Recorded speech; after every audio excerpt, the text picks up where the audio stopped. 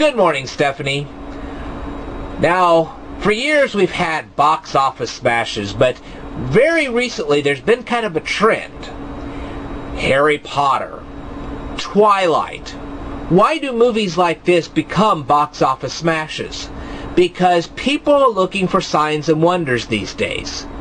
They're not satisfied with Christian churches as they are today. They want signs and wonders. They want modern alchemy. They want the spells. Why? Because of envy, jealousy, strife, depression. They want power, and the more power they get, the more power they want. Well, Christianity is not based on that kind of power. Christianity is based on the power of love. Nobody wants the power of love. They want conquering power. And that's why Christianity is not very popular, especially with some teenagers today. But let's take a look at a typical illustration. John chapter 4, verse 48. We have a guy, his kid is sick. He hears that Jesus is in the area. He knows of the healing power of Jesus. So he gets up, he goes, seeks Jesus out.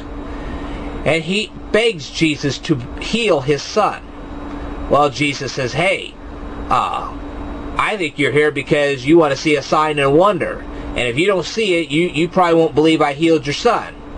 And the father says, no, I'm not like the rest of those idiots.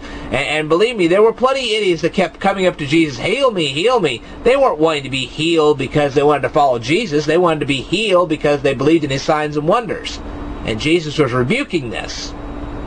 Well, this guy says, I am not here because of that. I am here to get my son healed, and I will do anything you ask to do it. And Jesus says, you know what? I think you're right. Okay, your son is healed. Go on your way. Well, the father goes home. He finds his son healed, and then he starts following the teachings of Jesus. Well, let me tell you something. Many people will experience some kind of healing through the Christian church. But most of them will not follow the doctrine of Jesus.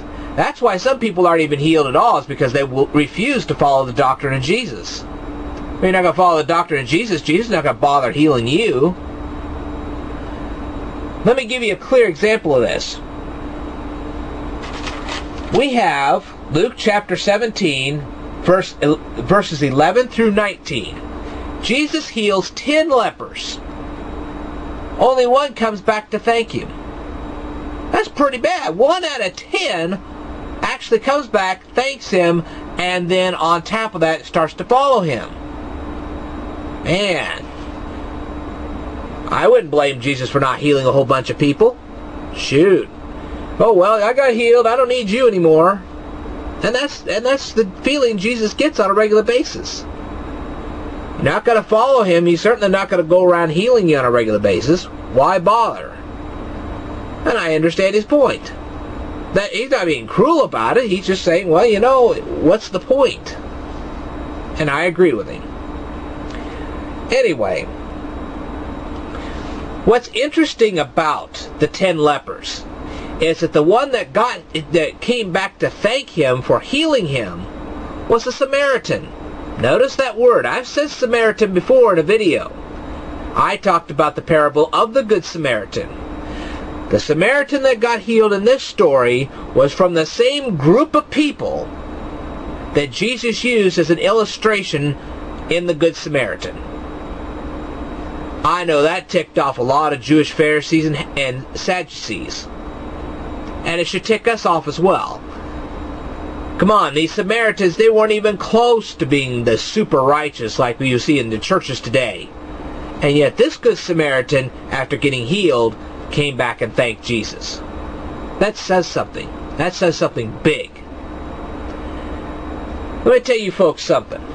If you sincerely want to be healed by Jesus, and it can happen, you got to be ready to thank him and to follow him. And if you're not, you're probably not going to get healed. Not because Jesus is cruel, but because it's pointless. And Jesus knows it. And so do you. Alright. So, the point is, can Jesus heal people? Of course. He can give you enough wonder-working power not to get sick in the first place. Look at Paul. He was sitting there preaching. A deadly viper rolled up to him, bit him. Paul threw the viper off and was perfectly healthy.